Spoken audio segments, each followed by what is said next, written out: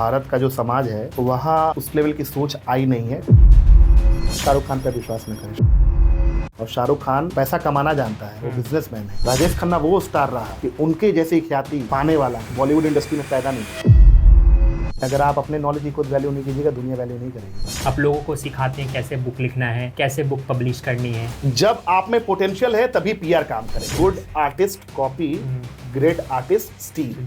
Chat GPT के आने के पहले से मैं जान रहा हूँ गांधी जी एक बहुत अच्छे मार्केटर रहे। देखिए, अच्छा लेखक का कोई पैरामीटर नहीं है। कुछ लोग अमेजोन पे, किंडल पे बुक पब्लिश करके वो हल्ला करते हैं कि मैं एक ऑथर हूँ। अमेजोन और फ्लिपकार्ट पे अगर आप चाहते हैं आपकी बुक पंच हो जाए, तो इसका जो खर्च है ना 30 से 40 हज़ार रुपये है। कुछ बुद्धिजीवी लोग मुझे आके सलाह देते हैं कि आप प्रोग्राम 10,000 पे कर लीजिए, 15,000 पे कर लीजिए। हम बोले जिंदगी में कभी नहीं करेंगे। तो एक बुक को पढ़ने मेरे को 15 से 20 दिन लगते हैं। हेलो दोस्तों, मैं शुभम कुमार फिर से एक नए पॉडकास्ट में आप सभी का स्वागत है। दोस्तों, आप सर को पहले से मेरे पॉडकास्ट में देख चुके होंगे और हमने कई सारे टॉपिक्स पे बात किए थे उस पॉडकास्ट में। लेकिन आज का जो पॉडकास्ट हमारे सर के साथ है वो काफ़ी अमेजिंग और काफ़ी यूनिक होने वाला है, क्योंकि आज हम जिस टॉपिक पे पॉडकास्ट करने वाले हैं वो टॉपिक शायद ही कोई ऐसे पॉडकास्ट में सुनने को मिलता होगा जिसके लिए एक यूथ को या एक राइटर को आगे बढ़ने का मौका मिले। आज हमारे साथ इस पॉडकास्ट में जुड़े हुए हैं एक मोटिवेशनल स्पीकर, ऑथर और ऑथर कोच डॉक्टर अभिषेक श्रीवास्तव सर, जिससे हम लोग आज पूरी तरीके से जानेंगे कि एक बुक लिखने में क्या समस्याएं होती है, या हम कोई भी बुक को कैसे लिख सकते हैं या कैसे उसे पब्लिश करवा सकते हैं। सर, आपका बहुत बहुत धन्यवाद हमारे इस पॉडकास्ट में आने के लिए और स्वागत है आपका। धन्यवाद शुभम जी। Welcome sir.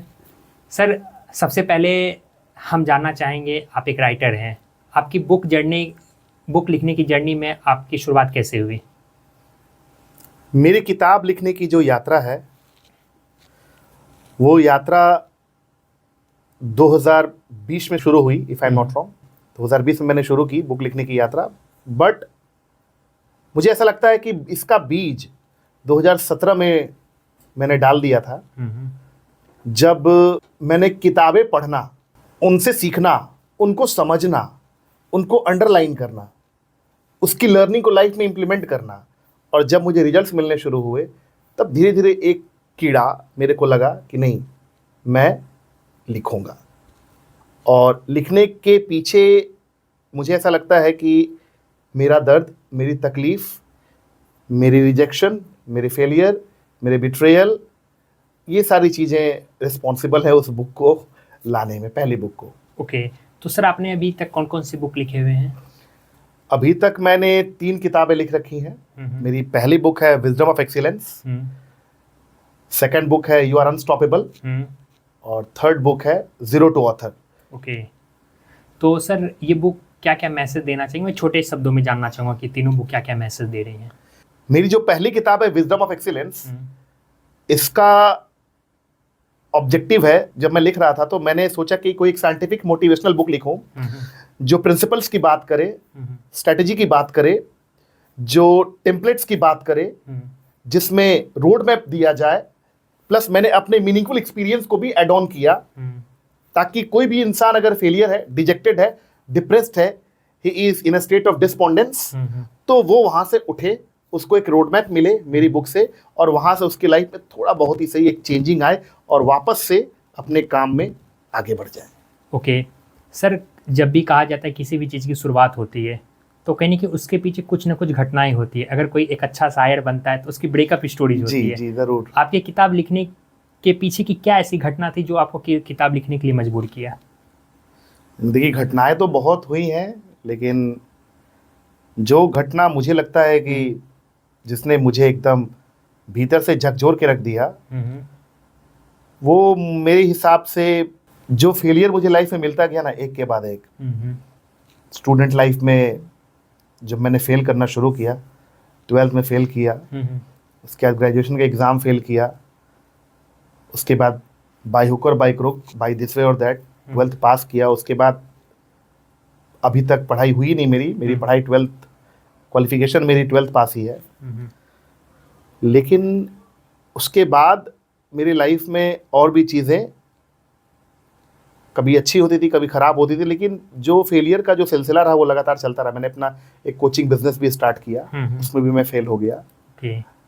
उसके बाद स्टार्ट में जाता था स्कूल्स में तो लोग बोलते थे कि एक दो जगह मुझे याद है कि रिजेक्शन मिला कि नहीं नहीं आप नहीं पढ़ा सकते हो, आप बहुत बच्चे हो। तो ये सारी चीज़ें होती गई, घटनाएं होती गई, और ये दर्द था कहीं ना कहीं। मैं कुछ कुछ लिखता रहता था, और बचपन से ही, ये मुझे बाद में पता चला, बचपन से ही मेरा जो इंटेलिजेंस था वो लिंग्विस्टिक इंटेलिजेंस था। डॉक्टर हार्वर्ड गार्डनर की थ्योरी, अगर आप DMI थ्योरी पढ़ोगे, जिसमें उन्होंने 9 प्रकार के इंटेलिजेंस की बात की है, तो उसमें एक लिंग्विस्टिक इंटेलिजेंस भी है, जिसका मतलब आप में रीडिंग और राइटिंग करने की बहुत अच्छी क्षमता है। ओके। तो मेरा वो पोर्शन बचपन में थोड़ा बढ़ गया था, हायर साइड पे है। ये बाद में पता चला मुझे। हाँ, इसको शायद हम लोग नहीं समझ पाते हैं, इसको हम लोग से एप्टीट्यूड और इंटेलिजेंस के बीच कंपैरिजन करते हैं। एप्टीट्यूड जो आपको बाद में पता चला कि हाँ मेरी अंदर ये काबिलियत है, फिर आपने उसको इंटरेस्ट बना के चीज़ें, हाँ फिर उसको किया।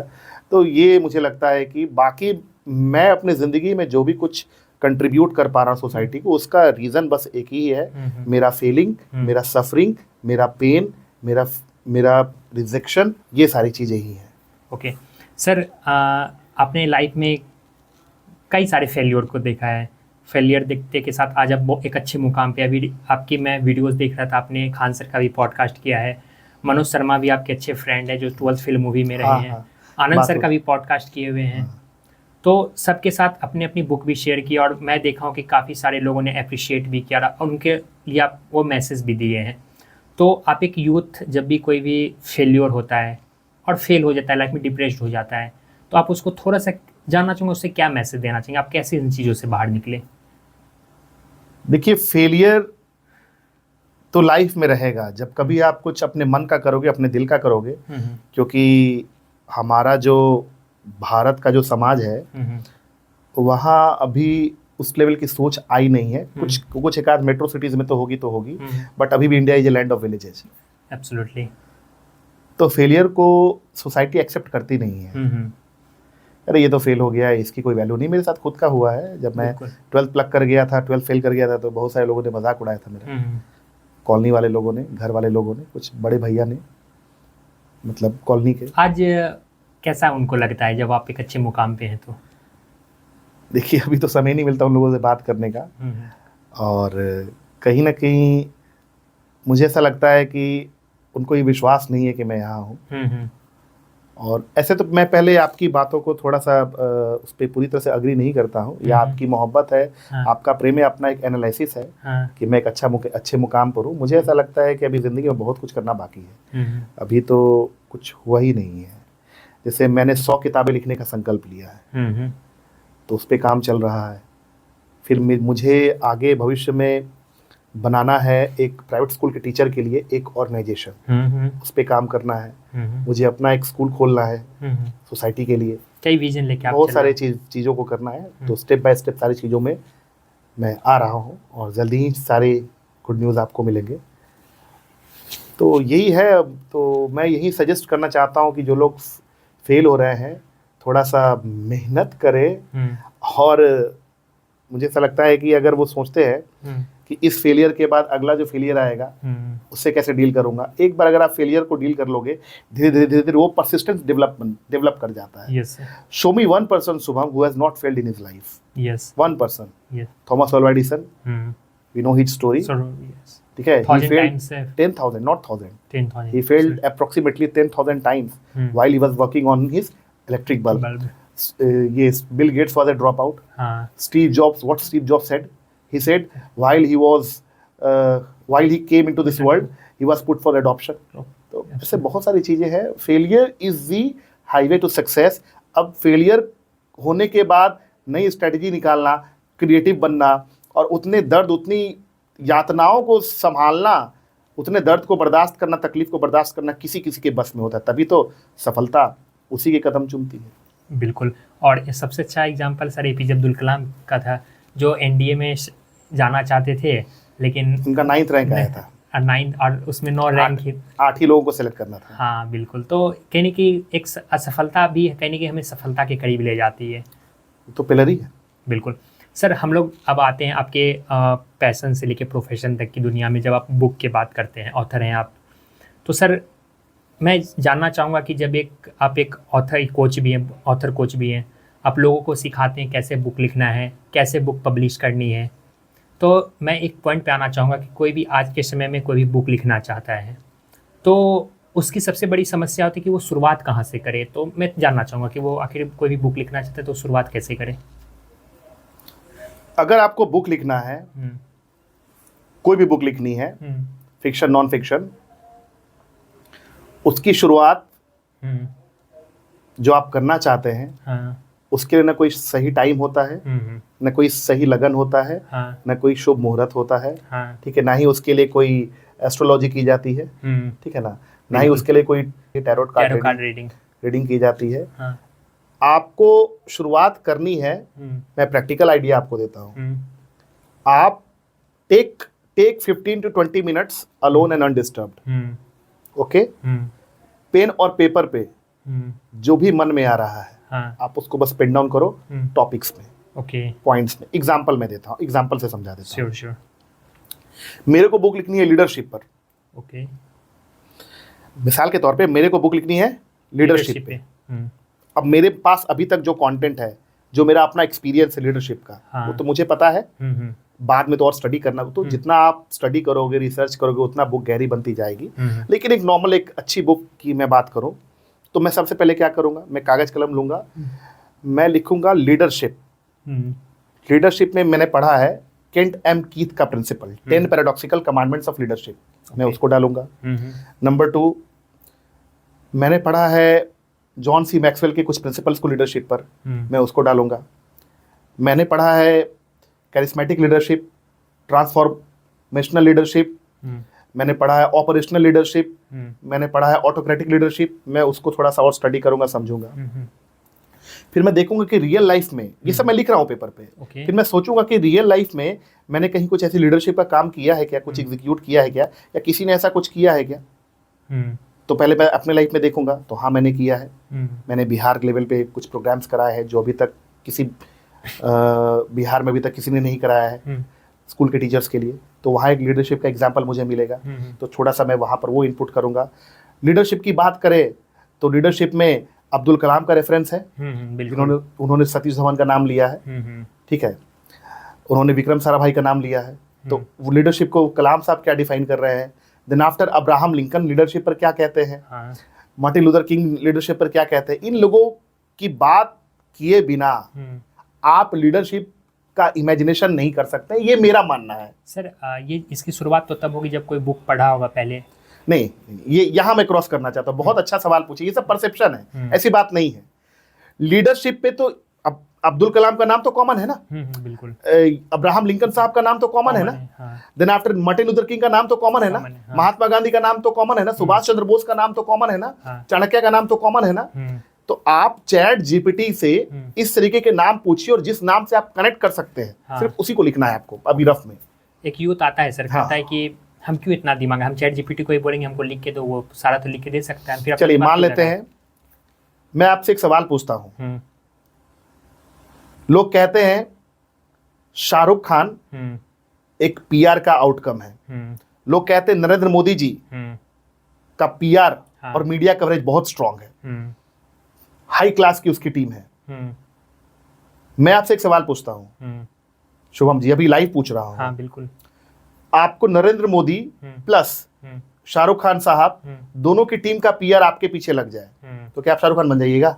नहीं। आप नरेंद्र मोदी बन जाइएगा? नहीं। तो ये बेकार की बात है। आप बुक चैट जीपीटी से लिखवा रहे हो, जैसे ही उस बुक के कंटेंट में कोई समझदार आदमी, कोई प्रबुद्ध आदमी उसमें एंटर करेगा, वो कैच कर लेगा, ये तो फ्रॉड है, ये खुद लिख रहा है, इसको खुद नहीं पता है। आप मेरी बुक में कहीं से कुछ भी उठा लो, हो सकता है वर्ड बाय वर्ड मुझे नहीं याद हो, लेकिन वो कॉन्सेप्ट मुझे याद है, वो प्रिंसिपल्स मुझे याद है। बिल्कुल, कहीं कहीं तो वर्ड बाय वर्ड मुझे याद है कि मैंने क्या लिखा है अपनी किताब में। लेकिन सर कुछ परसेंट में जो पॉपुलैरिटी गेन करने में तो पीआर की तो हेल्प मिली है, क्योंकि शाहरुख खान मानते हैं कि शाहरुख खान एक अच्छे एक्टर हैं। आज दुनिया शाहरुख खान को एक अच्छे एक्टर के तौर पे देखती है, नरेंद्र मोदी को एक अच्छे लीडर के तौर पे देखती है। लेकिन अगर लेट सपोज उसके पास पीआर नहीं होती, सोशल मीडिया नहीं होते, क्या उसको उतने लोग जान पाते जितने आज जान पाते हैं? जब आप में पोटेंशियल है तभी पीआर काम करेगा, जब पोटेंशियल नहीं तो पीआर काम नहीं करेगा, इसको समझिए आप। पीआर तो इनका बहुत हुआ, I am just missing out the name of that. बहुत सारे ऐसे बॉलीवुड सेलिब्रिटीज जिनका बहुत ज्यादा पीआर हुआ लेकिन उनको काम नहीं मिला।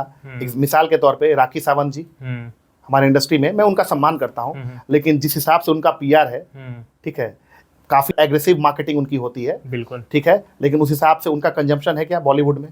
कंजम्पशन तो नहीं है, उस हिसाब से उनको काम तो नहीं है, उस लेवल का काम तो उनको नहीं है। तो सिर्फ पीआर करने से नहीं होता, आप में पोटेंशियल भी होना चाहिए। बिल्कुल, सबसे अच्छा उदाहरण आज मैं इसको वन नाइट सक्सेस स्टोरी कई सारे आए हैं, रानू मंडल का ले लीजिए, बहुत बढ़िया, वो बादाम बेचने वाला, कच्चा बादाम वाला, बहुत बढ़िया, बहुत सुंदर, बहुत अच्छा लगा। कई सारे एग्जांपल आते हैं, उसके पास एप्टीट्यूड और टैलेंट नहीं होता है, उसको पीआर से 1-2 दिनों का फेम मिलता है, लेकिन फिर आगे चल के उसकी कोई एग्रीगेंट या उसका सर्वाइवल नहीं रहता आगे चल के। तो शायद इससे हम लोग कनेक्ट कर सकते हैं। तो यही है। बिल्कुल सर। और आपने सर काफ़ी चीज़ें बताई यहाँ बुक लिखने की शुरुआत कैसे करें। यहाँ पे एक सबसे बड़ा कॉमन जो एनालाइज किया गया है, जब मैं देखा हूँ बहुत सारे लोगों में, एक प्रॉब्लम होती है कि वो अपने नीच को कैसे सिलेक्ट करें बुक लिखने में, कि बुक तो लिखना है भाई ठीक है, लेकिन किस टॉपिक पे लिखना है ये कैसे डिसाइड करें। इसमें जो मैंने आपको पहली टेक्निक बताई थी ना, पेन और पेपर ले लें, अगला दिन क्या करें, सबसे पहला दिन अगर निश फाइंड आउट करना है, निश फाइंड आउट करने से भी सबसे इंपॉर्टेंट सवाल है जो आप मिस कर रहे हैं, आप बुक क्यों लिखें और किसके लिए लिख रहे हैं।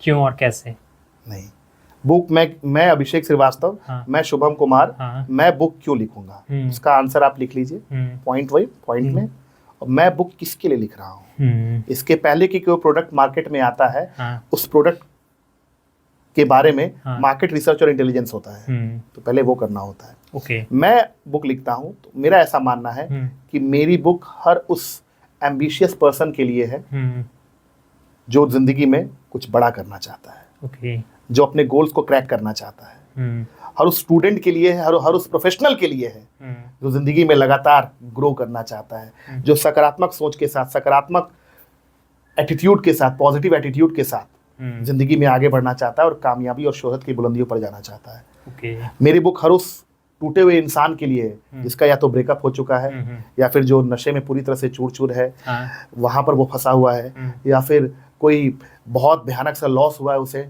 उसकी इंडस्ट्री का, या उसे कोई छोड़ के चला गया उसका बिजनेस पार्टनर, ऐसे बहुत सारे लाइफ के जो ट्रेजेडीज रहे हैं, राइट, उन सभी लोगों के लिए मेरी बुक है। मेरी बुक किसके लिए नहीं है, इसका भी जवाब है मेरे पास। मेरी बुक उन लोगों के लिए नहीं, क्योंकि मैं इंग्लिश में ही लिखता हूँ, मैं उसका हिंदी वर्जन नहीं कराता हूँ, मैं हिंदी लिखता ही नहीं हूँ, ज्यादातर समझता हूँ बट हिंदी लिखने में मेरी रुचि नहीं है। तो शायद पब्लिशर कभी हिंदी वर्जन करे तो करे, बट मेरी कोई रुचि नहीं है। तो मैं ये जानता हूं कि मेरी बुक और मेरा प्रोग्राम बहुत ऐसे लोग जो थोड़ा कम इंटेलेक्चुअल हैं, जो एवरेज है, उनके लिए मेरी बुक है ही नहीं। मैं आपको समझाऊं कि आप पीएचडी कब करते हो, आप पीजी कब करते हो। आप पीजी तभी करते हो ना जब आप ग्रेजुएशन कर लोगे, तब पीजी करोगे। 12th के बाद पीजी करने का परमिशन है नहीं। क्यों?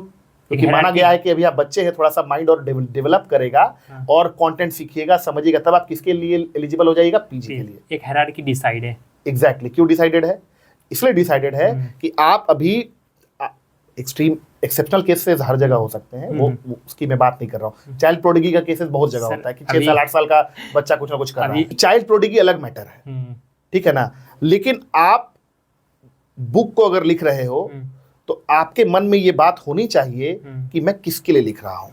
मैं वर्किंग प्रोफेशनल्स के लिए लिख रहा हूँ, मैं सरकारी कर्मचारियों के लिए लिख रहा हूँ, मैं सिर्फ और सिर्फ बहुत एवरेज कम पढ़े लिखे लोगों के लिए लिख रहा हूँ, मैं फिल्म बनाने के उद्देश्य से लिख रहा हूँ। तो पहले उसको क्लियर करना जरूरी है। ये सवाल हो गया। अब आते हैं निश कैसे फाइंड आउट करें, आपके सवाल के जवाब पर। निश फाइंड करने के लिए आपको फिर से सबसे पहले दिन take half an hour alone and undisturbed, okay, practice solitude, practice solitude. आप पेन और कॉपी ले लो या एक पेपर ले लो। रोड मैप तैयार करना एक तरीके। नहीं, रोड मैप अभी नहीं आएगा। Okay, this is not the right way, I think so. Okay, आप लिखो अपनी जिंदगी के बारे में, कौन सा ऐसा विषय है जिस पर आप बात करते हो और रुकते नहीं हो, नंबर 1। नंबर 2, कौन सा ऐसा सब्जेक्ट है जो आपको इमीडिएटली गुस्सा दिलाता है, ठीक है। ऐसे आपको अपने निश को फाइंड आउट करना है। ऐसा कौन सा सब्जेक्ट है जो आपको इमीडिएटली क्रोध दिलाता है। ऐसा कौन सा सब्जेक्ट है जिस पर लोग बार बार आके आपसे एडवाइस लेते हैं। ये 3-4 क्वेश्चंस है। ऐसे बहुत सारी सीरीज है, तो लंबा चला जाएगा, ठीक है। तो ये 3 तरीका मैंने आपको बताया कि आप पहले बुक करो। सर, एक और जो बुक लिखने के दौरान एक सबसे मेन पॉइंट जो मुझे लगता है कि लोग 1-2 पेज थोड़ा बहुत लिखते हैं, 1-2 पेज लिखने के बाद बुक लिखना छोड़ देते हैं, तो ऐसा क्या कारण है? देखिए 97% जो लेखक हैं वो अपनी बुक को मिड वे ही छोड़ देते हैं। मैंने कहीं पढ़ा था, once upon a time a writer sat down to write a wonderful story. In the year 1975 he wrote his first chapter and even now he is writing. तो 1975 से आज भी वो क्या कर रहा है, लिख ही रहा है। तो ये सब चीज़ें जो है ये चीज़ें होती है। बहरहाल आपका सवाल है कि सर लोग बीच में क्यों गिव अप कर देते हैं, लोग बीच में राइटिंग को क्विट क्यों कर देते हैं। ये राइटिंग की ही कहानी नहीं है, किसी भी बहुत सारे फील्ड में ऐसे जुड़े हुए हैं। लगभग ऑलमोस्ट, अब 2-4 फील्ड का अगर मुझे नॉलेज नहीं हो तो उसके लिए मैं नहीं कह सकता, ये हर जगह की कहानी है कि शुरुआत तो बहुत धमाकेदार होती है, तोड़ देंगे, फोड़ देंगे, हिला देंगे, डुला देंगे, धूरी गर्दा सब उड़ा देंगे, ठीक है ना। लेकिन ऐसे जो मोटिवेशन होते हैं, ऐसे मोटिवेशन आपको इंस्टेंट डोपामिन देते हैं, डीप शिफ्ट नहीं लेके आते हैं। और डीप शिफ्ट अगर आपको लाना है, अगर आपको राइटिंग में अपना करियर बनाना है तो आप मुझसे संपर्क करें, क्योंकि मैं फ्रेमवर्क्स देता हूँ। क्या देता हूँ? Frameworks bring results. सर जानना चाहूँगा फ्रेमवर्क्स में क्या क्या ऐसा? फ्रेमवर्क्स में जैसे मैंने एक फ्रेमवर्क बनाया है कि आप अपने निश को कैसे फाइंड आउट करें। मैंने आपको 3 एग्जांपल दिए, वैसे बहुत सारे एग्जांपल्स हैं हमारे पास जिसको आप क्वेश्चन आंसर करके ब्रेनस्टॉर्मिंग करके अपनी आइडिया तक पहुंच सकते हो। नेक्स्ट मैंने बनाया है फ्रेमवर्क, मैं यहाँ पर रिवील करता हूँ कि अगर आपको बुक लिखनी है तो क्लास 4 से लेके क्लास 8 तक का English book, CBSE schools, private schools के, उन बुक्स को आप ले लीजिए। उसमें से आप देखिए class 4, class 5, class 6, class 7, class 8, इन सभी का लिटरेचर बुक्स आपके पास है, ठीक है। अब सभी का लिटरेचर की किताबें आपके पास है, इन सभी में कहीं ना कहीं कुछ तो ढेर सारी कहानियां हैं, फिक्शन कहानियां हैं, नॉन फिक्शन कहानियां हैं, राइट? बिल्कुल। अब आप देखिए कि आप कौन से क्लास के लेवल से कनेक्ट कर पा रहे हैं। क्लास 4 के बुक से, क्लास 5 की बुक से, क्लास 6 की बुक से, क्लास 7 की बुक से। मैं क्लास 8 की बुक से कनेक्ट कर पाता हूँ, क्लास 6 के बुक से कनेक्ट कर पाता हूँ। तो मैंने उसको देखा, उसको थोड़ा स्टडी किया और वहां से मैंने कंटेंट क्या किया, I did not copy. Okay, there is a difference between copying and creating something. किसी एक बहुत बड़े आर्टिस्ट हैं पेब्लो पिकासो, उन्होंने कहा है वो पेंटेड एक good artist copy, great artist steal.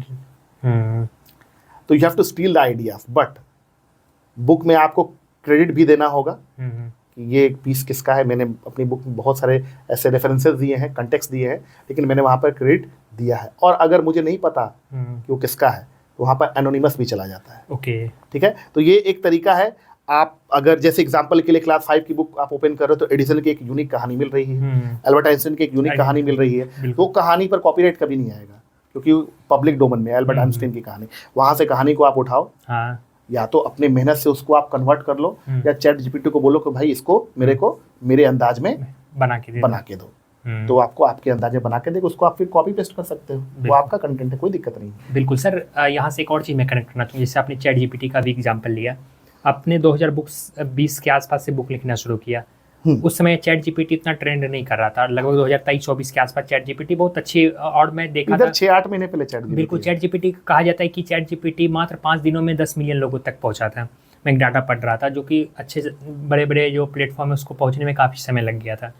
तो 2023 से पहले, जैसे चैट जीपीटी आने से पहले बुक लिखने में, और 2023 के बाद चैट जीपीटी आने के बाद बुक लिखने में क्या आपको मदद लगा, क्या डिमेरिट्स लगा चैट जीपीटी आने के बाद? अच्छा, प्री और पोस्ट बताना है। प्री और पोस्ट बताना है, क्या आपको फायदा लगा कि चैट जीपीटी का आने से बुक लिखने में ये फायदा हुआ? देखिए देखिए सबसे पहले तो मैं कांग्रेचुलेट करूंगा, बहुत खतरनाक सवाल है आपका। Thank you sir. बहुत कम समय में आपने प्रिपेयर किए, मैं दिल से बोल रहा हूँ, मजा आ गई, सवाल बहुत जबरदस्त है। अब सुनिए, देखिए कैमरा पर है और इसमें कहीं कोई ऐसा वाली बात नहीं है, ये मेरा अपना अनुभव है, ये मेरा अपना एक्सपीरियंस कहता है। राइटिंग की जब बात करते हैं तो मैं आपको बता चुका हूँ कि मैंने 10 साल, 12 साल, 15 साल मैंने टीचिंग भी, स्कूल टीचिंग भी मैंने की है, और वहाँ मैं अलग अलग स्कूल में स्कूल का एचओडी तक रह चुका था, इंग्लिश डिपार्टमेंट का। तो मैं राइटिंग को लेके बहुत पैशनेट शुरू से रहा था, आज भी हूँ, कल भी रहूँगा। मैं बहुत पढ़ता हूँ, आप मेरी रीडिंग हैबिट्स जानते हैं। बिल्कुल।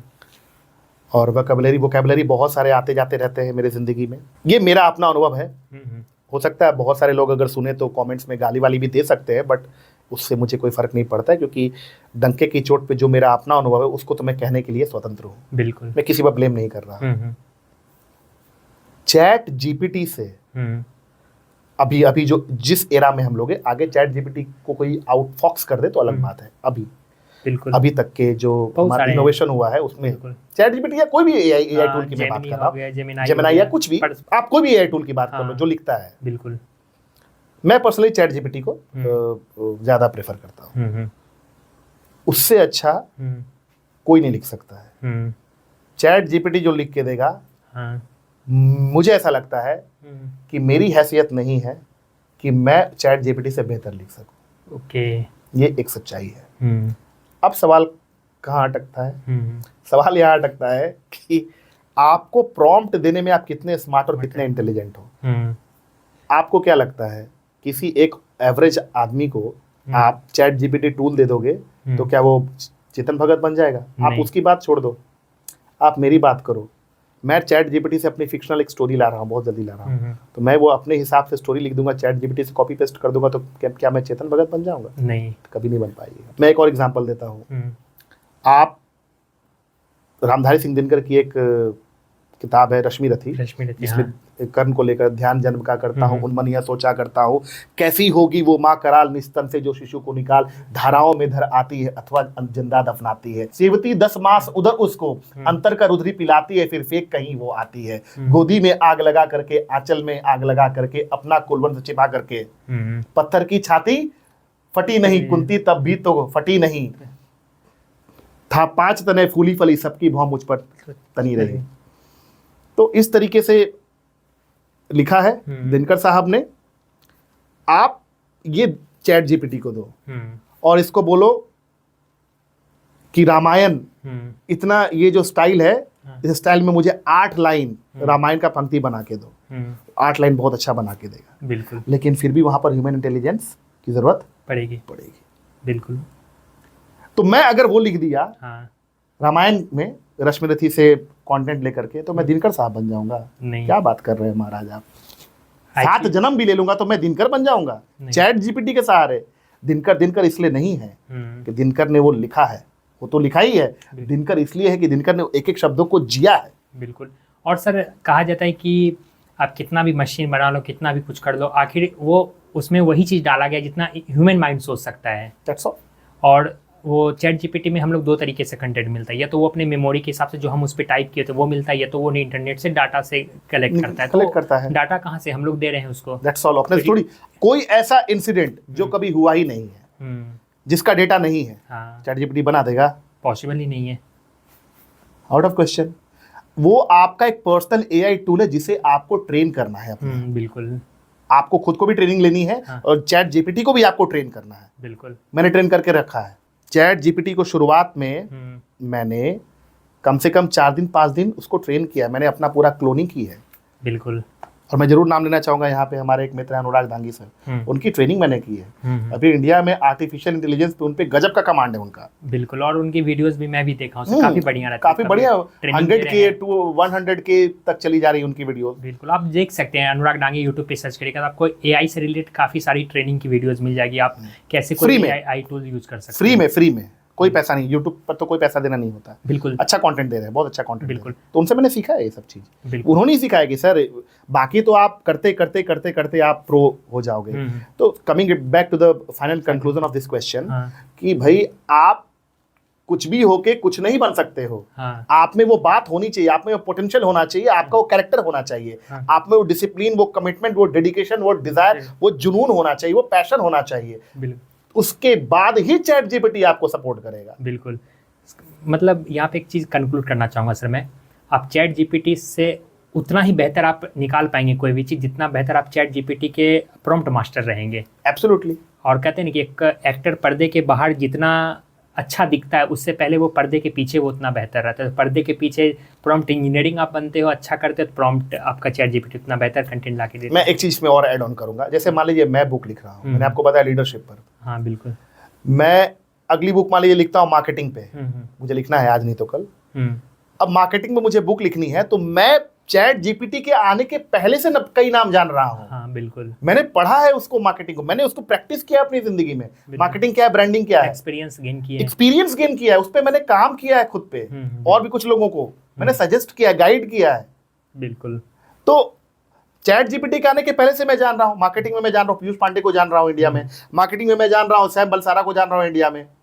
तो मुझे पता है ना कि मार्केटिंग क्या है। बिल्कुल, मार्केटिंग में मैंने इनका नाम सुन रखा है, ब्रायन ट्रेसी का नाम सुन रखा है, उससे भी सबसे बड़े जो एग्जिस्टिंग एरा के जो जिनको गुरु माना जाता है फिलिप कोटलर, मैंने उनका नाम पढ़ रखा है। तो मैं उधर जाऊंगा ना। बिल्कुल, मैं थोड़ी सिंपली चैट जीपीटी को बोलूंगा मार्केटिंग में मुझे बुक लिखनी, मुझे कंटेंट बताओ। बहुत सारे न्यूज़पेपर्स के कटिंग्स हमारे पास है। गांधी जी एक बहुत अच्छे मार्केटर रहे। ट्रुथ पीस और नॉन वायलेंस को जिस तरीके से उन्होंने मार्केट किया, आज 80 से अधिक देशों में उनकी स्टैच्यू है। बिल्कुल। तो मैं कहना क्या चाहता हूं, मैं कहना ये चाहता हूं कि मेरे भाई चैट जीपीटी पर फुल्ली डिपेंडेंट अगर आप हो गए और आपकी बुक आ भी गई, तो बुक बहुत रेयर चांस है कि बुक चलेगी और आपका इवैल्यूएशन हो जाएगा।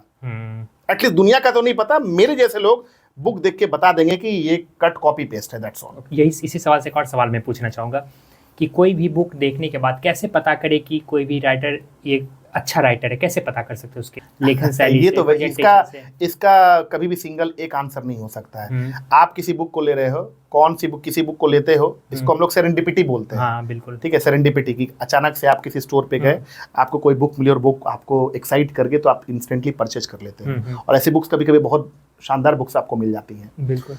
तो ऐसी बहुत सारी बुक्स हैं। तो आप स्टोर पे जा रहे हो, आप फ्रंट पेज देख रहे हो, बैक पेज देख रहे हो, उसका कंटेंट, टेबल ऑफ कंटेंट देख रहे हो, ठीक है, और कुछ कुछ चैप्टर पलट के देख रहे हो, उसके एक पीस पढ़ रहे हो, एक पैराग्राफ पढ़ रहे हो, और वहाँ पर एग्जैक्टली अगर आप पैराग्राफ पढ़ रहे हो, आप उससे आप कनेक्ट कर पा रहे हो, आपको लग रहा है कि ये मेरे एक काम का है, इससे मैं अपने लक्ष्य में, मुझे मेरे लक्ष्य प्राप्ति में बहुत आसानी हो जाएगी, आप तुरंत खरीदोगे। बिल्कुल, ये तो कनेक्शन की बात है और यूजफुलनेस की बात है। बिल्कुल। एक अच्छे लेखक में सर क्या खासियत होती है? देखिए, अच्छा लेखक का कोई पैरामीटर नहीं है, ठीक है, अच्छे लेखक, सभी लोग अच्छे लेखक हैं। इंडिया के पर्सपेक्टिव में देखिए, इंडिया थोड़ा सा मतलब देश है हमारा, तो थोड़ी दिक्कत है यहाँ पे, रीडर्स थोड़े कम हैं, ऐसा नहीं है, लेकिन फिर भी यूएस के बाद सबसे अधिक किताबें हमारे भारत देश में ही पढ़ी जा रही हैं। बिल्कुल। तो फ्रैंकफर्ट की मैंने रिपोर्ट पढ़ी थी कहीं पे। अच्छे लेखक की मैंने जैसा आपको बताया कि इसकी कोई निशानी नहीं है। एक जो अच्छा लेखक होता है, उसका एक्सप्रेशन, कंटेंट का जो एक्सप्रेशन है, उससे कनेक्शन जितना जल्दी बना ले अपने रीडर से, दैट्स ऑल।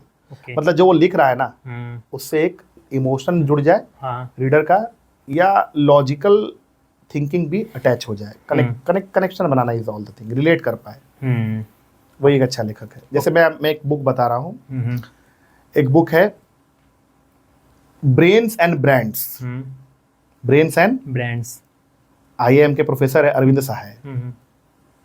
मुझे लगता है कि वो बुक ब्रांडिंग में और ब्रेन की वायरिंग में, कैसे ब्रेन को टारगेट करना है कि उसे आपका ही ब्रांड परचेज करे, न्यूरो साइंस लगाते हुए, मुझे लगता है वो बाइबल है वो बुक। लेकिन वो बुक इतनी मुश्किल है पढ़ने में, इतनी मुश्किल है, इतने डिफिकल्ट वर्ड्स हैं, जार्गन्स हैं, इतना ज़्यादा फ्रेजेज है उसमें, बहुत दिक्कत हो रही है मुझे पढ़ने में, तो आम आदमी तो पढ़ेगा ही नहीं उसको। आप समझ रहे मेरी बात? बिल्कुल। वही ब्रायन ट्रेसी की मार्केटिंग पढ़ रहे हैं, उसमें भी अच्छी चीज़ें हैं, हालांकि लेवल वो नहीं है। अरविंद साहे ने जो लिखा है, जो वो किताब लिखी है, वो लेवल नहीं है। लेकिन ब्रायन ट्रेसी में भी कंटेंट मिल जा रहा है, तो मैं ब्रायन ट्रेसी जैसे लोगों को पढ़ना थोड़ा ज़्यादा मेरे लिए कन्वीनियंट है। बट अगर IIM की वो जो बुक है, मतलब ऑथर की जो बुक है ब्रांड्स एंड द ब्रेन्स, मैं उसको अभी तक 20 पेज तक ही पहुंच पाया हूँ। अगर उसको मैं पढ़ता गया, उसको कंज्यूम करना, अपने पास रखना और उसको इम्प्लीमेंट मैंने कर लिया, तो मेरा ब्रांड मिनिमम 10x होगा। ये मुझे पता है, क्योंकि बहुत प्रैक्टिकल बुक है, लेकिन मेहनत बहुत पड़ रही है उस बुक को पढ़ने में। उस बुक को ढंग से पढ़ने, कंज्यूम करने, देखिए, रीड, अंडरस्टैंड, मेडिटेट, डाइजेस्ट और इम्प्लीमेंट। बुक रीडिंग का ये 5 मैं आपको बेसिक्स बता दिया। ये पांचों स्टेज से गुजरने के लिए कम से कम मेरे जैसे आदमी को 4 से 6 महीना लग जाएगा। पढ़ना, जो सिखाया उसको थोड़ा कुछ लर्न करना, उसको लागू करना, एग्जीक्यूट करना। सर मेरा अगला सवाल है, क्या कोई भी बुक की पॉपुलैरिटी गेन करने या बुक अच्छे सेलिंग में जाने के लिए क्या PR की ज़रूरत पड़ती है? देखिए, बड़ा ही ये सब सवाल बहुत मुझे अनकंफर्टेबल करता है। देखिए, मैं आपको एक बात बता दूं, अच्छे अच्छे लेखक जो शायद मुझसे कई गुना अच्छा लिखते हैं, मैंने उनकी किताबें पढ़ी हैं, लेकिन जितने लोगों को मैं जानता हूं पर्सनली, जितने सेलिब्रिटीज से मेरा पर्सनल कनेक्शन है, बड़ी बड़ी सेलिब्रिटीज के शादी तक में मैं जाता रहता हूँ। अभी पीछे खान सर की शादी, वहां भी मैं गया। बिल्कुल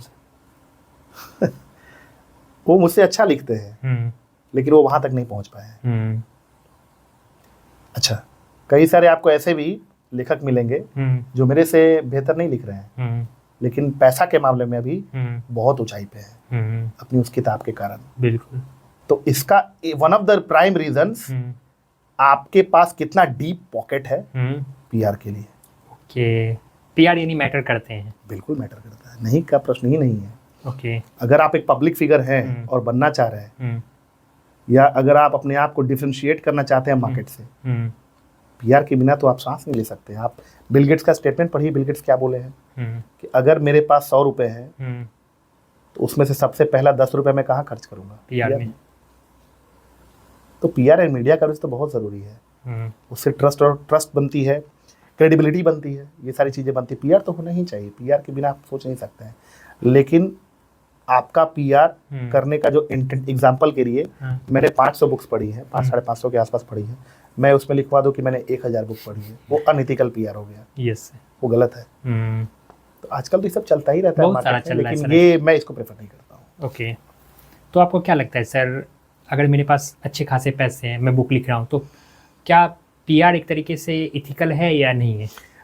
पीआर एज लॉन्ग एज आप मिसलीड नहीं कर रहे हैं जनता को, एज लॉन्ग एज कोई अनइथिकल गिमिक नहीं है, एज लॉन्ग एज आपका इंटेंशंस ओके अल्टीरियर नहीं है, नोबल है, तब तक सब कुछ ठीक है। ओके, इंटेंट सबसे इम्पोर्टेंट। अगर मुझे लगता है कि मेरी बुक अच्छे मैसेज दे रही है ऑडियंस को और वो पूरी तरीके से इथिकल है, तो वे जो आपके कंटेंट को, आपकी बुक को राइट ऑडियंस तक पहुंचाना आपका ही काम है ना। हाँ बिल्कुल, तो आपका ही काम है, तो कौन करेगा? बहुत सारे लोग को पता ही नहीं होता कैसे बुक को का पीआर करे, तो उससे सीखनी चाहिए हमें अभी।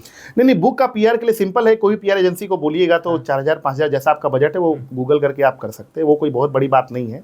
बट आपको अपनी बुक को हर जगह प्रमोट करना पड़ता है, हर जगह आपको लेके चलना पड़ता है। जैसे आप दिखाइए, भी निकालिए, नहीं आपको दिख ही रहा होगा, this is also a PR stunt. बिल्कुल, आपको दिख रहा होगा, मैं आपके पॉडकास्ट में आया हूँ, लेकिन देखिए ये मेरी फर्स्ट बुक है, मैं इसको लेके आया हूँ।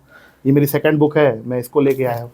This is also a part of PR. बिल्कुल, मेरे मेरे बैग में हमेशा मेरी तीनों बुक्स रहती है। थर्ड बुक जो कि मैंने एक गेस्ट को मैंने गिफ्ट कर दी, इसलिए वो कम पड़ गया। थर्ड बुक मैं हमेशा लेके चलता हूँ। आप देख सकते हैं यहाँ पे सर की ये बुक है विजडम ऑफ एक्सीलेंस और यू आर अनस्टॉपेबल, और एक और बुक है सर की, सर वो कौन? जीरो टू ऑथर, जिसमें पूरी तरीके से बताए हुए हैं कि आप बुक जीरो से कैसे एक ऑथर बन सकते हैं। बिल्कुल। और सर की सारी बुक्स अमेजॉन ऑनलाइन प्लेटफॉर्म पे, फ्लिपकार्ट सभी पे अवेलेबल है। तो आप लोग सर की आईडी से जाके इंस्टाग्राम पे भी सर को फॉलो कर लीजिएगा, मैं डाल दूंगा डिस्क्रिप्शन बॉक्स में। और अमेजोन से बुक इजीली मिल जाएंगे, फ्लिपकार्ट पे कहीं भी आप परचेज कर सकते हैं। सर मेरा अगला सवाल है, सर आज बहुत सारे लोग पन्नों तक सिमट रह जाते हैं, पन्नों पे कहते हैं मैं ये लिखता हूँ, मैं वो लिखता हूँ, लेकिन उस पेपर से लेके उस बुक कन्वर्जन का प्रोसेस क्या है, कि कैसे उस पेपर से लिखने के बुक के प्रोसेस तक जा सकता है? देखिए, मैं आपके सवाल का जवाब देता हूँ। थोड़ी देर पहले आपने खर्च वर्च को लेकर बात करी थी। कुछ लोग, मैं किसी के सेंटिमेंट्स को हर्ट नहीं करना चाहता, लेकिन कुछ क्रूड फैक्ट कहना जरूरी होता है, हार्श रियलिटी। कुछ लोग अमेजोन पे, किंडल पे बुक पब्लिश करके वो हल्ला करते हैं कि मैं एक ऑथर हूँ। बिल्कुल, बहुत सारे सुनने को मैं उनका सम्मान करता हूँ, लेकिन वो क्योंकि वो सब कोई कर ले रहा है, इसलिए उसका आपको लेवरेज नहीं मिलेगा, कंपेटिटिव एडवांटेज नहीं मिलेगा। आज चैट जीपीटी पे लोग बुक लिख के पब्लिश करवा दे रहा है, बोला मेरा है, बोल रहा है कि मैं ऑथर हूँ। तो ये सही नहीं है, this is not the right way. जो प्रॉपर ऑथेंटिक जो तरीका है, मैं उसकी बात कर रहा हूँ। आप लिखो, आप मेरे से बोलोगे कुछ करना ही नहीं है, आप चैट जीपीटी से कॉपी कर लो, रिफ्लोएबल कंटेंट डालना होता है जो फ्लो करता रहे ऑटोमेटिक। आप MS वर्ड का फाइल डाल दो, अमेजोन पे, किंडल पे पब्लिश कर दो, आपकी बुक पब्लिश होगी। आप हर जगह कहते रहो कि मैं एक ऑथर हूँ। आप 100, 150, 200 रुपए की, 150 रुपए की किंडल की बुक रखोगे, सबको बोलोगे एडवांस दे दो, फेसबुक पे 20-25 किताब आपकी वहाँ बिक जाएगी। सब जान पहचान वाले आपके वहाँ पर 150 गुना आप 20 कर लो, 3000 रुपये आप कमा लिया, आप बोल रहे हो कि मैं ऑथर हूँ। ठीक है, अच्छी बात है, आपको बधाई, कॉन्ग्रेचुलेशंस। लेकिन इससे जो लेवरेज आप सोच रहे हो वो लेवरेज नहीं मिलेगा। आपको थोड़े तो पैसे इन्वेस्ट करने पड़ेंगे। बिल्कुल। क्योंकि ट्रेडिशनल पब्लिशर, प्रभात पब्लिकेशन ने मेरे पब्लिश करा क्योंकि उनको फायदा है उनसे, मेरी कुछ ऑडियंस है, मुझे कुछ लोग जान रहे हैं, तो फायदा है उस पब्लिकेशन को। बड़े बड़े पब्लिशिंग हाउस आपकी बुक पब्लिश नहीं करेंगे, इसको समझना जरूरी, बहुत रेयरेस्ट ऑफ द रेयर होगा। करेंगे भी तो 1 से 2 साल का समय ले लेंगे। अब आ जाइए मुद्दे पे, आपको अगर अपनी बुक पब्लिश करानी है और 52 कॉपीज अगर आपको अपने हाथ में चाहिए, फिजिकल कॉपीज, प्लस आपकी इंटरनेशनल पेपरबैक, अमेजॉन और फ्लिपकार्ट पे अगर आप चाहते हैं आपकी बुक पंच हो जाए, तो इसका जो खर्च है ना, आप अपने एंड से सिर्फ आप ही लिखो, सारा काम आप ही करो, 30 से 40 हजार रुपए है, जिसमें 52 कॉपीज आपके हाथ में आ जाएंगे। बहुत सारे लोग ऐसे भी करे, 2000 में बुक छपवा लो, 2500 में बुक छपवा लो। बिल्कुल, बहुत सारे। तो क्या ISBN नंबर डालेगा, क्या बारकोड डालेगा, क्या कॉपीराइट करेगा, क्या फॉर्मेटिंग करेगा आपकी बुक का वो पब्लिशर, ये तो मेरी समझ के बाहर है। 2000-2500 में बुक नहीं आती है। तो अगर 30 से 40 हजार का अगर आपके पास बजट है, 52 कॉपीज आपको प्रिंट करके मिल जाएंगे, 50 कॉपीज अराउंड आपको प्रिंट करके मिल जाएंगे। बाकी POD पे कन्वर्ट कर देना है, प्रिंट ऑन डिमांड रहेगा, उसकी रॉयल्टी आप चेक कर सकते हो। 70 रुपये, 80 रुपये, 90 रुपये, जितनी आपकी बुक की MRP है उसके हिसाब से आपको रॉयल्टी आएगी। बिल्कुल, तो बेहतर है आपके लिए। तो सबसे बेहतर होगा 30 से 40 हजार का जो ब्रैकेट है ना, उस ब्रैकेट पर आप ढंग से काम करें। अगर 30 से 40 हजार है तो एक सही रास्ता है, सही रास्ता है, तब आपके चांसेस बहुत हाई हैं कि आप एज एन ऑथर लाइफ में बहुत अच्छे से ग्रो करोगे। सर, आप कई सारे बुक पढ़े हुए हैं, कुछ जो हाईलाइट बुक्स हैं मार्केट में, जैसे APJ अब्दुल कलाम की बुक है विंग्स ऑफ फायर, और think and grow rich, Napoleon Hill, हाँ, और रिच डैड पुअर डैड, और कई सारे बुक ऐसे मार्केटिंग में देखने को मिलते हैं। लेकिन इसका क्या रीज़न कि वो आज बहुत पॉपुलर है, कुछ राइटर का कोई एग्जिस्टेंस नहीं है? ऐसा क्या लगा आपको उसको, उनके बुक पढ़ के? देखिए, बुक की पॉपुलैरिटी का कोई फिक्स्ड अभी तक SOP नहीं है, ठीक है, फिक्स्ड कोई रोड मैप नहीं है। एक ही रोड मैप है जिसमें चांसेस बहुत हाई है कि आप काइंड ऑफ चेतन भगत, ठीक है, kind of Shiv Khera, kind of Amish Tripathi आप बन सकते हो, जिस रास्ते पे मैं खुद चल रहा हूँ, कि मैं जब तक जिंदा हूँ मेरे किताब लिखना बंद नहीं करूँगा। ओके। तो इससे क्या होगा ना, जब आप 10 साल इस चीज़ को कर लेते हो, तो फिर आप कहाँ रहोगे, नोबडी नोस। बिल्कुल, हो सकता है 10 का 10 का 9 साल आपकी बुक नहीं चली। मेरी 3 बुक है, वैसा कोई खास उससे ROI तो है नहीं कोई बहुत बड़े बड़े प्लेटफॉर्म पर अवेलेबल है, बट बहुत सेल करके तो मुझे नहीं दे रही है। लेकिन अगर मैं इसको करता रहता हूँ ओवर ईयर, अभी 35 मेरी एज हो रही है, 34-35, आप सोचो 40 तक मैं करता हूँ, 40 के बाद एक अगर मेरी कोई भी एक बुक चल जाती है तो मेरी सारी बुक चलेगी। बिल्कुल, जो कोड क्रैक होना है क्रैक हो जाएगा, आज हो चाहे 5 साल बाद हो। अगर मैं छोड़ता नहीं हूँ तो, गिव अप नहीं करता हूँ, 5 साल के बाद मेरे प्रोग्राम्स का चार्ज 5 लाख, 10 लाख, 15 लाख, 20 लाख रहेगा। बिल्कुल, वैल्यू तो मिलेगी इन लोगों को। तो इस वजह से इंसान को लंबी सोच के साथ काम करने की ज़रूरत है। स्कूल्स में, कॉलेजेस में बुक के प्रमोशन के लिए, प्लस बुक पर एक लेक्चर देने के लिए मुझे इनवाइट किया जाएगा। एक यूनिवर्सिटी में मुझे इनवाइट किया था, लेकिन चूंकि मैं फ्री में प्रोग्राम नहीं करता तो मैंने मना कर दिया था। उनके VC को अजीब लगा कि भाई ये पैसा मांग रहा है, तो उनके VC को मैंने, उस यूनिवर्सिटी के VC को मैंने बोल दिया था कि सर मैं फ्री में प्रोग्राम करता ही नहीं हूँ, मुझे पैसा चाहिए। बिल्कुल, फ्री की चीज़ें हम लोग वैल्यू नहीं करते हैं। और एक चीज़, मैं यहाँ पे एक इंटरव्यू सुन रहा था रिसेंटली में, 2-4 दिन पहले, सर, कपिल शर्मा के एक फ्रेंड थे, वो बता रहे थे कि कपिल शर्मा जब उसका इनिशियल फेज़ था, तो वहाँ पे उसके दोस्त को उनको और उनके दोस्त को कोई इनवाइट किया कि अरे बहुत बड़ी कंपनी, आपको कॉमेडी करना आके शो में, तो उनके लिए कोई व्यवस्था नहीं किया गया। वो बोला आप ये ऐसे आ जाइए, तो कपिल शर्मा बोला मैं ऐसे नहीं जाऊँगा, मेरे लिए प्रॉपर वो क्या फैसिलिटीज़ दे रहे हैं, क्या जो, हाँ, उसको बताइए, आप डिस्कस कीजिए। हाँ तो वो प्रॉपर क्या है, तो मुझे सारी फैसिलिटी चाहिए, मैं छोटा मोटा आदमी क्यों जाऊँ, अपनी पर्सनालिटी को वो उस समय समझ, तो उसके दोस्त ने बोला कि उस बंदे को वो चीज़ पता था मेरी वैल्यूज क्या, अगर मैं आज फ्री में कर रहा हूँ तो मेरी यानी मेरी वैल्यूज नहीं है, तो उसकी वैल्यूज उसको पता थी, तो आज वो इसलिए कपिल शर्मा है। यही चीज़ें मैं बहुत लोगों को समझाता हूँ। कुछ बुद्धिजीवी लोग मुझे आके सलाह देते हैं कि आप प्रोग्राम 10,000 पे कर लीजिए, 15,000, करीबी लोग, कुछ ट्रेनर्स भी 15,000 पे कर लीजिए। हम बोले कि जिंदगी में कभी नहीं करेंगे, क्योंकि मेरे एक सर्वा गुरु हैं संतोष नायर, हाँ उन्होंने मुझे सिखाया है, उनके वीडियो में मैंने सीखा है, उनके कोर्सेज मैंने परचेज किए हैं। उन्होंने एक लाइन में कहा, अगर आप अपने नॉलेज की खुद वैल्यू नहीं कीजिएगा, दुनिया वैल्यू नहीं करेगी। बिल्कुल, तो मुझे पता है ना कि मेरा प्राइस क्या, और मुझे उस प्राइस को राइट ऑडियंस तक पहुंचाना है। बिल्कुल, आज तो सोशल मीडिया, हम लोग अपना सोशल मीडिया से लोगों तक आराम से पहुंचा सकते हैं। सर आज हम देख रहे हैं कि कई सारे ऑडियो बुक्स आ रहे हैं बुक के, क्या आज कोई इंसान, मान लीजिए मैं आज उठा और मुझे बुक पढ़ना पसंद नहीं है, मुझे ऑडियो बुक सुनना पसंद है, मैं बुक नहीं पढ़ूंगा आपकी, मुझे आपकी ऑडियो बुक सुनना पसंद है, क्या बुक देख के पढ़ के नॉलेज ले, चाहे हम ऑडियो बुक, तो कौन सा बेस्ट रहता है सर? ये भी वेरी करता है पर्सन टू पर्सन। मुझे कॉपी कलम चाहिए ही बुक पढ़ने के लिए। ओके, जैसे मोस्टली लेकिन मैं ऑडियो सुनना पसंद करता हूँ सारे। लेकिन मैं भी बहुत ऑडियो बुक सुनता हूँ, लेकिन मेरा अपना जो टेक है इस पे, जो मज़ा मेरे को कॉपी कलम के साथ लिखने में और नोट्स बनाने में आता है, हम लोग के बिहार में कहावत है गींजने में, गींजने, हाँ, वो मज़ा ऑडियो बुक में मुझे नहीं लगता है। लेकिन ये ऐसा है कि अगर आप नहीं समय दे पा रहे, अगर आप ऑडियो बुक भी अगर आप डेली सुनते हैं, तो आपके लिए वो भी बहुत यूज़फुल है, वो भी आपको ज़िंदगी में बहुत ऊंचाई पर लेके जा सकती है, संभावनाएं उसमें भी बहुत अधिक है। बिल्कुल, आप कई सारे राइटर बुक लिखते, कई सारे बुक्स है दुनिया में, कोई भी बुक को क्यों पढ़ना चाहिए हमें? बुक पढ़ने के फ़ायदे जानना चाहूँगा आपसे थोड़ा। आप काफ़ी बुक्स पढ़े हैं तो आप बता सकते हैं इसको बेहतर तरीके से। बुक पढ़ने से बहुत सारे फ़ायदे, इस पे तो मैं 4-5 घंटा बात कर सकता हूँ, शायद शॉर्ट में उम्र भर बात कर सकता हूँ, लेकिन मैं आपको एक फ़ायदा मैं आपको बताता हूँ, तो 1, 2 या 3। सबसे बड़ा फ़ायदा है, आपका ब्रेन, लिम्बिक ब्रेन और प्रीफ्रंटल कॉर्टेक्स होता है।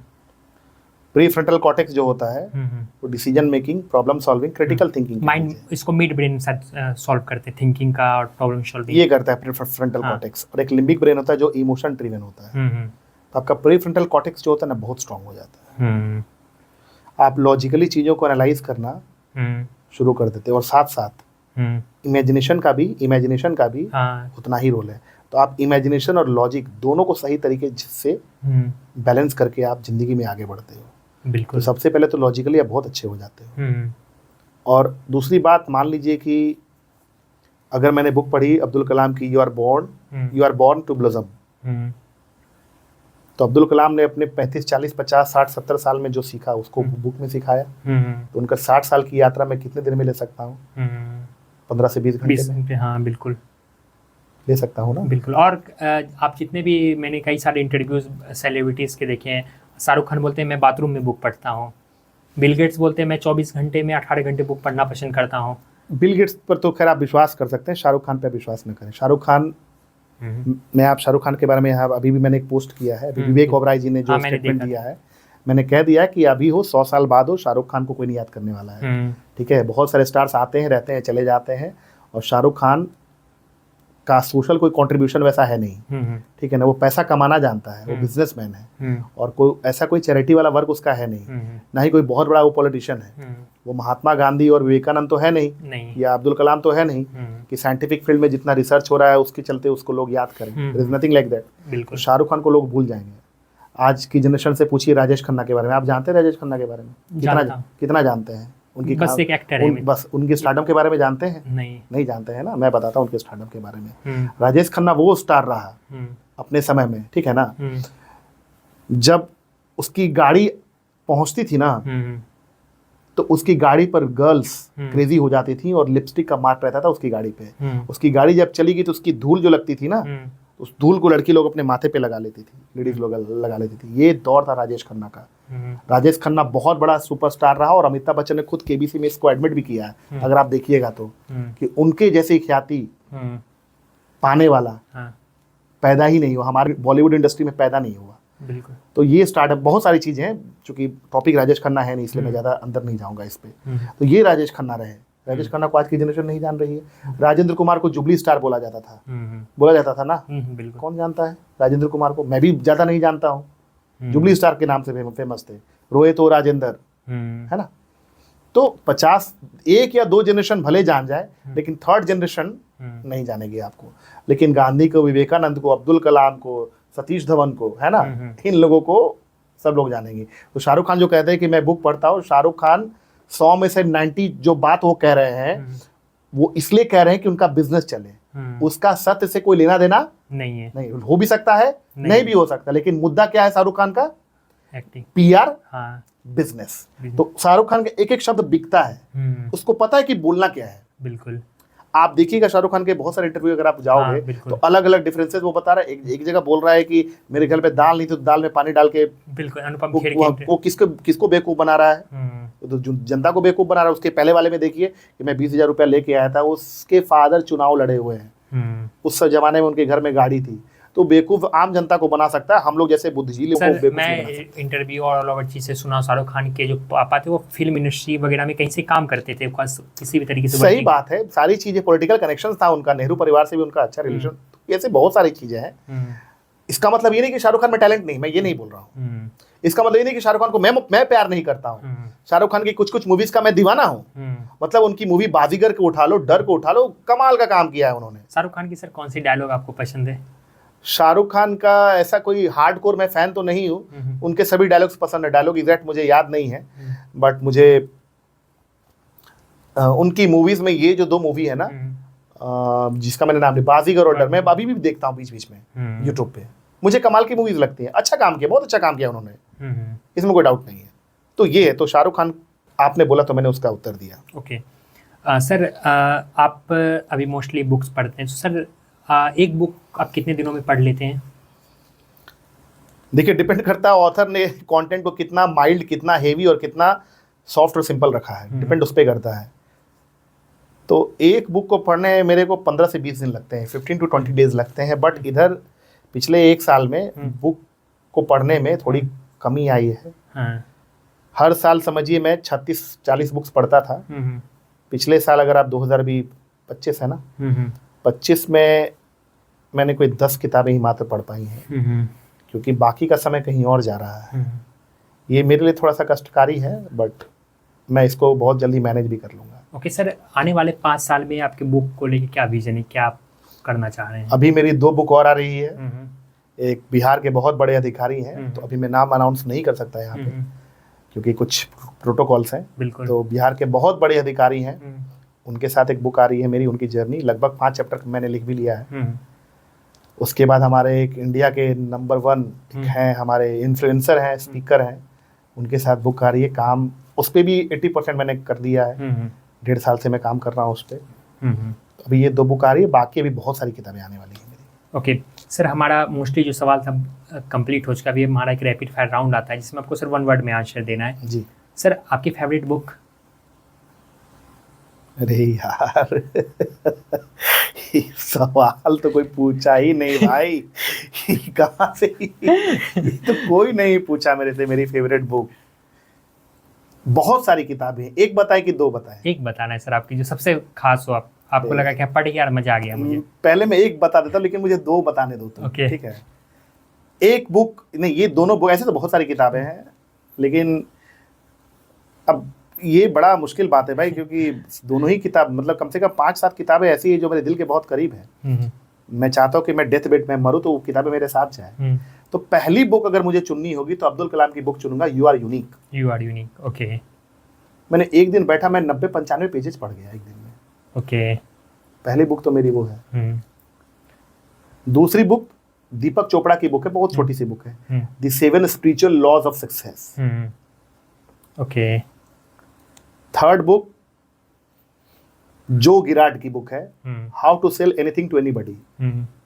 जो गिराड दुनिया के सबसे बड़े सेल्समैन रहे, उन्होंने कार बेची और Guinness book of world record में उनका नाम है कार बेचने में। ओके। उस बुक ने मेरे डर को खत्म कर दिया। ओके। उस बुक ने मुझे सिखा दिया कि कभी भी जिंदगी में कुछ नया करने से डरो मत। सर, आपकी तीनों बुक में आपकी फेवरेट सबसे बेस्ट कौन सी है? यू आर यूनिक, कलाम साहब को ही मैं अपना भगवान मानता हूँ। आपने जो बुक लिखा हुआ है सर, अच्छा, मैंने जो बुक लिखे हैं, इन तीनों में से कौन सा फेवरेट है? एक कोई अगर पूछूं तो। अरे यार, ये तो हो गया कि 3 बच्चे हैं, तीनों बच्चों में आप किसको अधिक प्यार करते हैं, ये कैसा सवाल है। फिर भी सर कुछ तो खास होते हैं।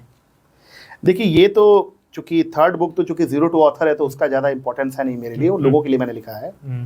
हालांकि उसको करते करते मैंने भी बहुत कुछ सीख गया।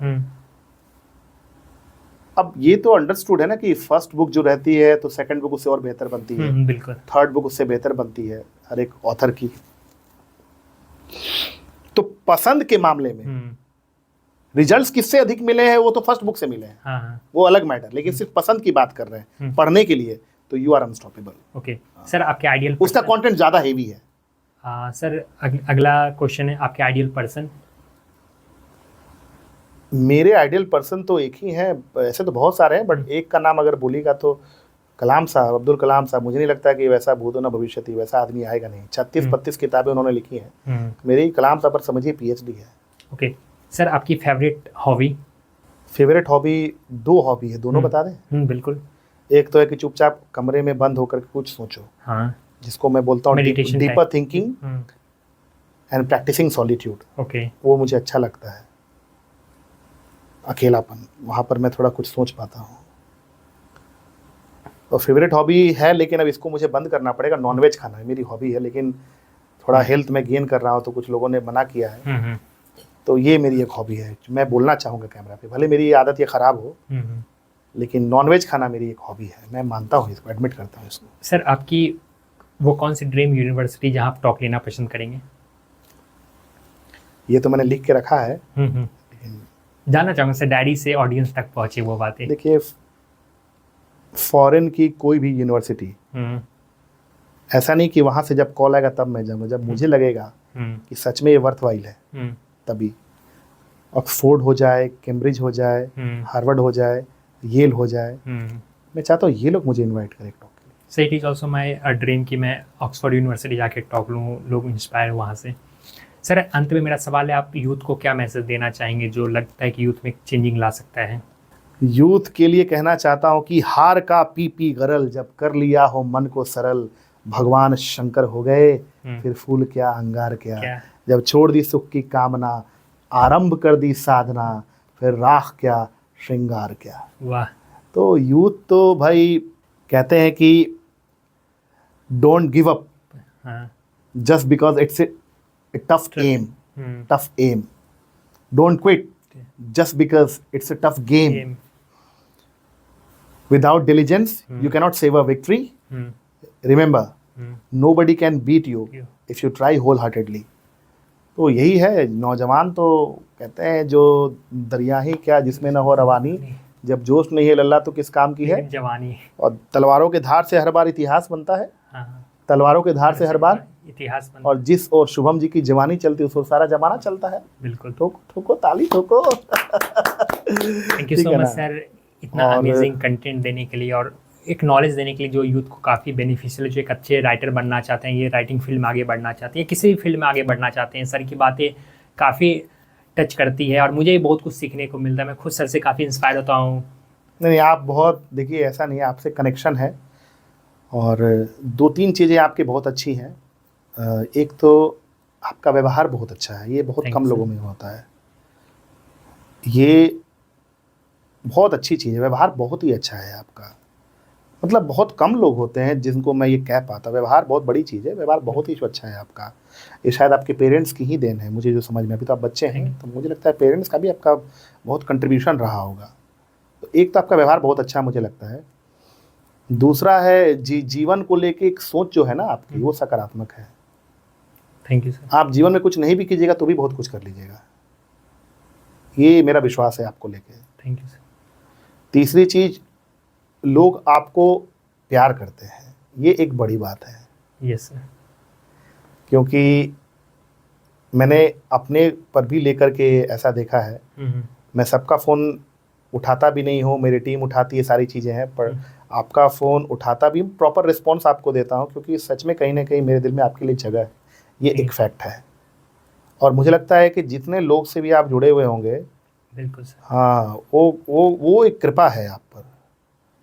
यही क्योंकि दिल्ली में आना और इस तरीके से सरवाइव करना और इतना आपको कोई जगह दे देना, पॉडकास्ट स्टूडियो आपने बना लिया, और कृपा है आप पर, क्योंकि ये शायद मुझसे नहीं हो पाता, ये मुझे जो समझ में आ रहा है। मुझे लगता है सर कि हाँ, आप भी कुछ बताइए कैसे ऐसा हो जाता है। मुझे लगता है सर हम लोग कुछ डिसाइड नहीं करते, एवरीथिंग इज ऑलरेडी डिसाइडेड। और हम कौन होते हैं किसी को गलत सही ठहराने वाले या डिसाइड करने वाले, वो सब चीज़ करता है। तो फिर और दूसरी बात, बहुत सारे लोगों में मतलब जेलिसी किसी को लेके या कुछ भी होता है, वो सबसे ऊपर उठ चुके हैं आप, वो सबसे तो बहुत ऊपर मुझे है। लगता है वो चीज़ हम डिसाइड नहीं करें, जिसको जितना मिलना होता है वो उसके कर्मों से मिलता है। तो मेरा काम है कि हाँ जितना मैं कर सकता हूँ, हाँ मुझे लगता है बस ये चीज़ कि सर मैं किसी से किसी लालच में नहीं जुड़ता हूँ। हाँ, ये सब नहीं, ये सब तो है ही नहीं उतना, तो फिर मोहब्बत कैसे बनेगा। तो बस मुझे लगता है कि हाँ मेरे पहचान से या मेरे टच से जो भी लोगों की हेल्प जहाँ तक हो सकती है, मैं कोशिश करता हूँ कि हाँ उसको वो चीज़ हेल्प कर दूँ। और बाकी का वो हाँ मैं वो अगर कोई हेल्प रहती है तो मैं ज़रूर करता हूँ। और कोई ऐसा फिर बाकी का अपने लाइफ के बारे में सोचता हूँ। मुझे लगता है